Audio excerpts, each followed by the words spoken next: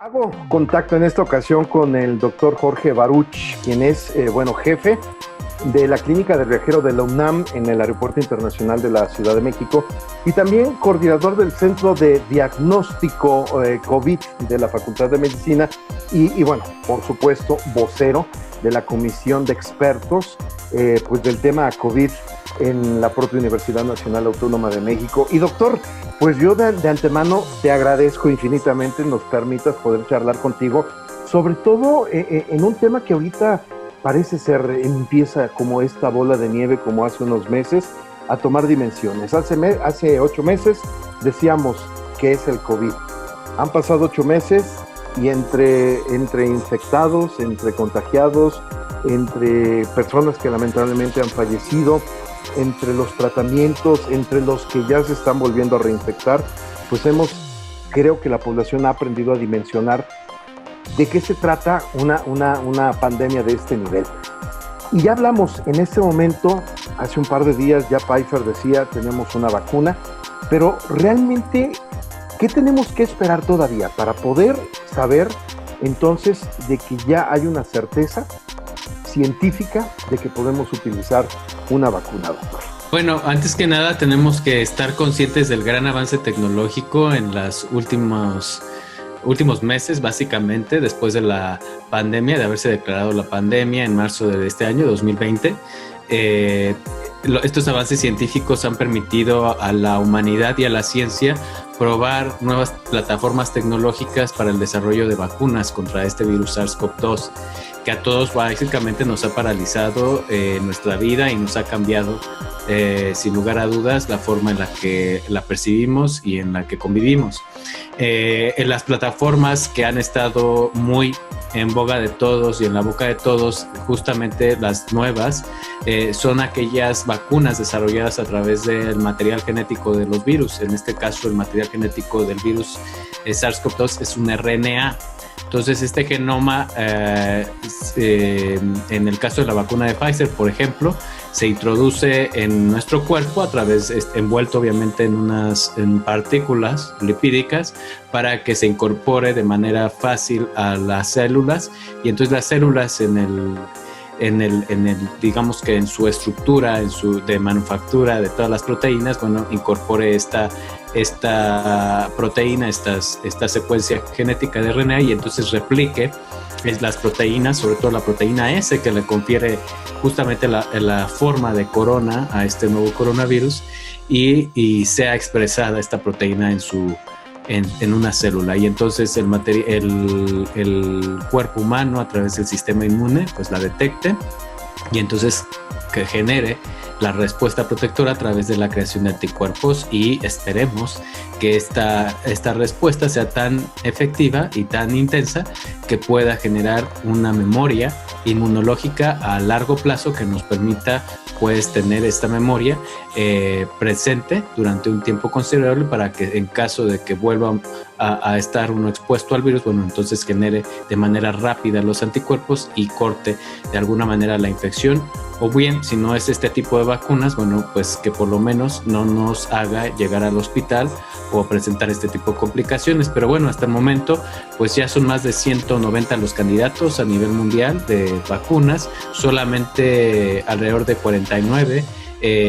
Obviamente la cifra va cambiando diariamente, pero alrededor de 49 ya están en una fase clínica, y de estos solamente 10 ya están en una fase avanzada. Esto quiere decir una fase 3 que nos permita evaluar su eficacia, ¿no? Ya muchas de ellas ya han evaluado su seguridad, su efectividad, con no más de 100 o 100, 200, 300 sujetos, pero las fases de eficacia, fases 3, ya son fases de una gran escala en múltiples países, que no solamente nos ayuda a ver su eficacia contra la vacuna, pero también a ver las diferencias entre diferentes clases étnicas, ¿no? Porque la raza y la genética de cada una de las clases y de las variedades del ser humano, pues las hacen únicas, y para poder expresar este tipo de inmunidad protectora.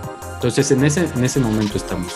Claro. Oye, doctor, de alguna forma, por razas, podemos decir, hay, no sé, la raza negra, puede ser más fuerte, la raza blanca, la raza asiática, son distintos las formas de que tiene comportamiento el cuerpo. Así es, y también la raza de bronce, la raza mexicana también tiene diferentes formas de comportarse, por eso es tan importante que los estudios de fase 3, en la medida de lo posible, podamos tener este acceso a estudios fase 3 en nuestra raza, en la raza mexicana, precisamente para tener de manera cercana, ¿no?, esta experiencia de los estudios fase 3 y cómo es que se están comportando estas vacunas en la población mexicana.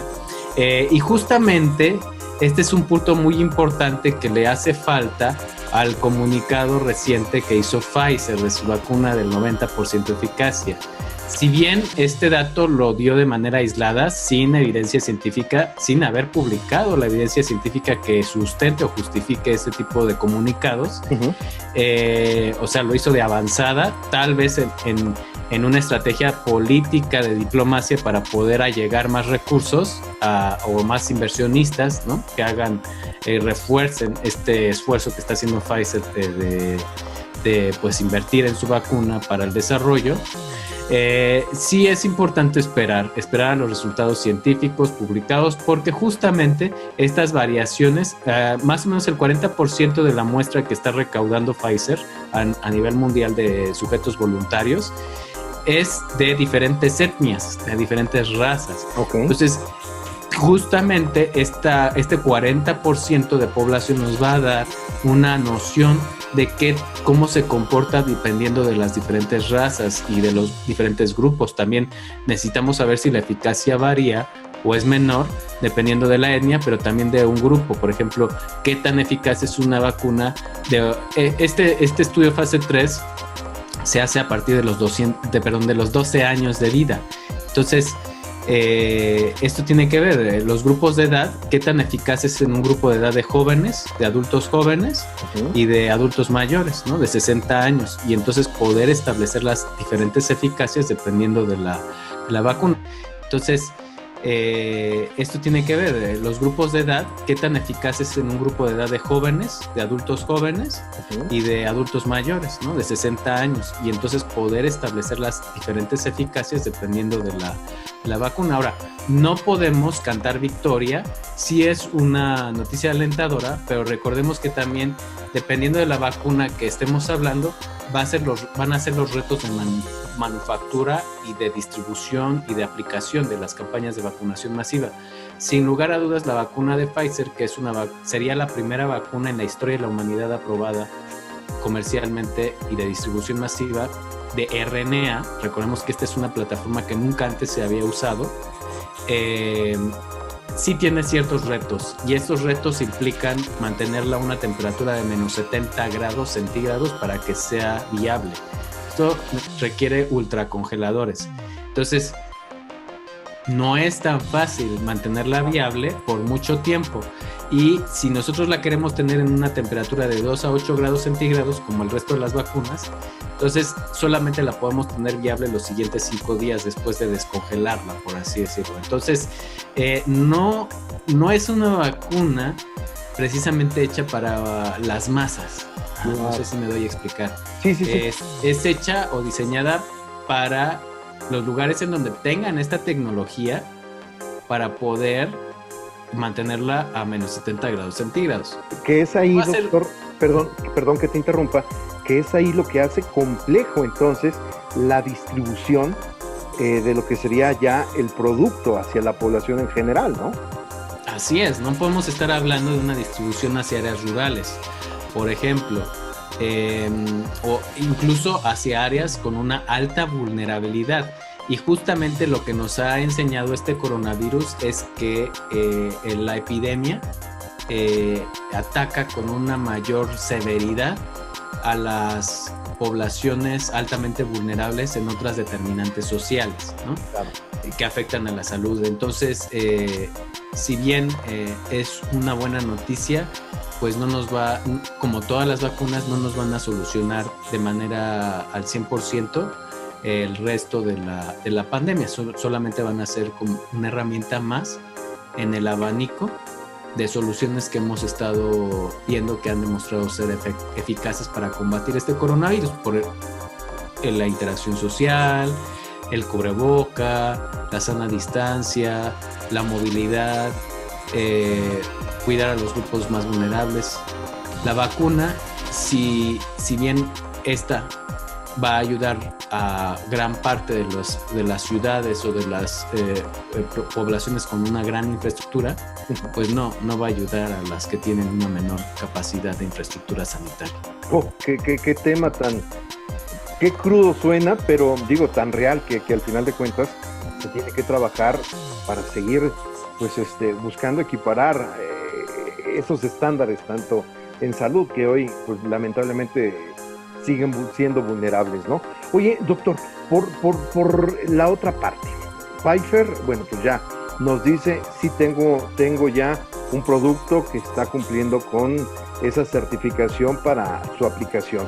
Pero escuchamos que la vacuna rusa, que otro laboratorio, ¿qué pasa con estos? O sea, por ejemplo, entiendo, Argentina está interesado, por ejemplo, en hacer convenio con los rusos. Yo sé que esto es una suma de esfuerzos y son muchísimas las mentes que trabajan pues para encontrar una solución y llegar a poner un fin a esta circunstancia, ¿no?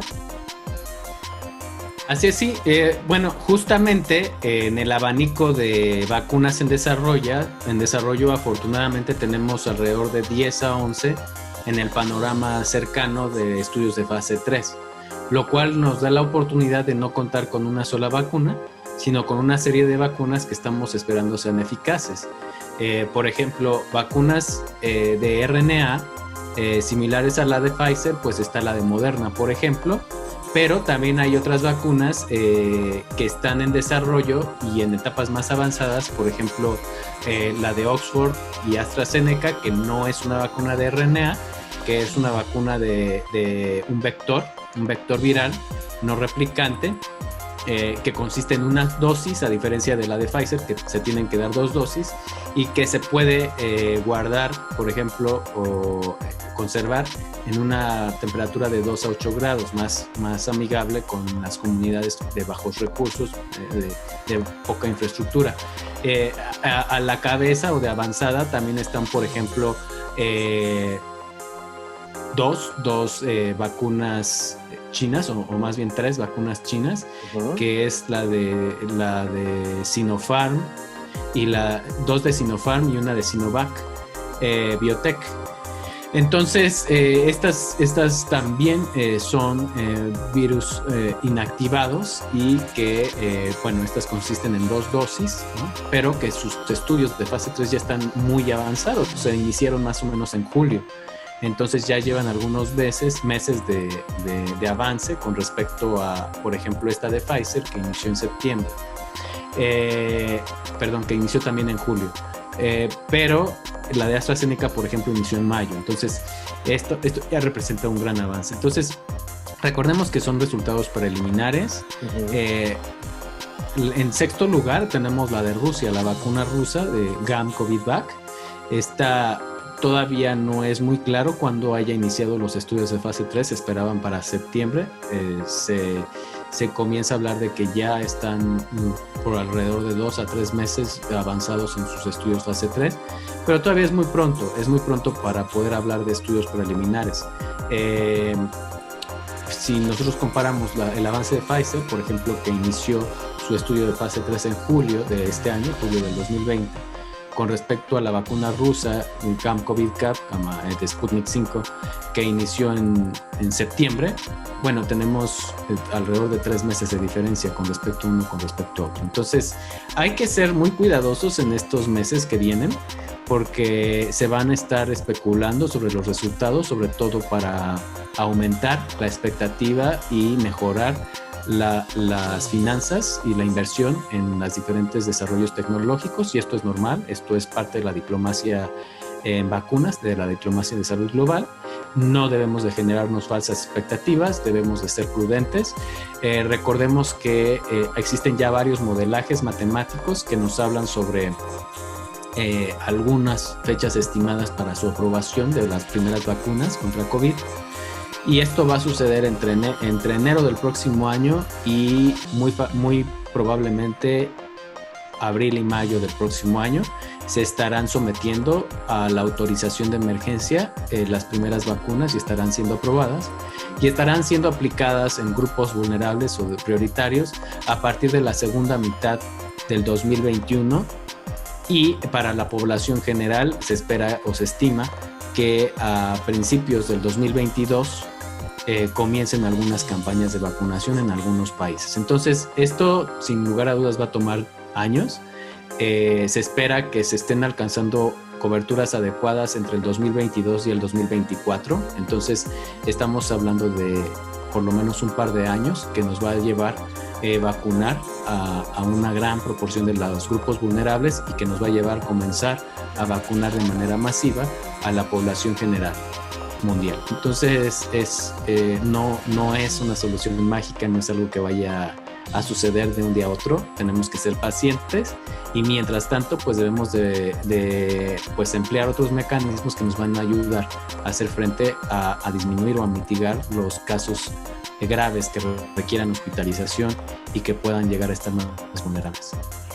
Platico con el doctor Jorge Baruch, quien es el coordinador del Centro de Diagnóstico COVID de la Facultad de Medicina de la Universidad Nacional Autónoma de México. Y bueno, doctor, bajo este esquema, de alguna forma creo que hoy ya la comunidad científica comienza a ver una pequeña luz en el fondo después de lo complicado que ha sido la situación, ¿no? Sobre todo porque iniciamos una etapa en donde creo que el mundo no sabía a lo que nos estábamos enfrentando. Sí, ya comenzamos a ver una luz. Sin lugar a dudas, estos avances preliminares de las vacunas y de los tratamientos, por ejemplo, recientemente tuvimos la buena noticia de que ya hay resultados preliminares sobre un estudio BLAZE-1 que habla sobre anticuerpos, una terapia, un fármaco de anticuerpos monoclonales de los laboratorios Eli Lilly, y que ha demostrado tener por lo menos una buena capacidad para disminuir el número de visitas a